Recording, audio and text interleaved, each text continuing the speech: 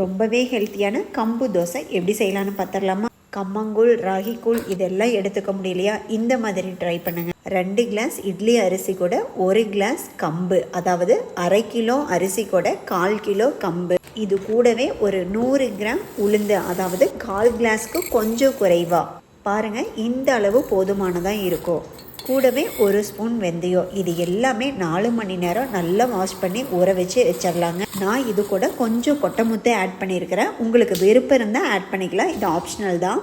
4 மணி நேரத்துக்கு அப்புறம் மாவை இந்த மாதிரி அரைச்சி எடுத்து 4 மணி நேரம் புளிக்க வச்சா போதுங்க. இதில் இட்லி, தோசை, பணியாரம் என்ன செஞ்சாலும் ரொம்பவே சூப்பராக சாஃப்டாகவும் வரும். பார்க்க உங்களுக்கு நார்மல் தோசை மாதிரியும் இருக்கும், சேம் டைம் உடம்புக்கு ரொம்ப குளிர்ச்சியாகவும் இருக்கும். சேம் மெத்தடில் ராகி, சோளம், வரகு, திணை இந்த மாதிரி எல்லாமே ட்ரை பண்ணலாம். இந்த சம்மரில் உங்கள் வீட்டு கிட்ஸ்க்கு இந்த மாதிரி ஹெல்த்தியாக கொடுக்க ட்ரை பண்ணியிருக்கேன்.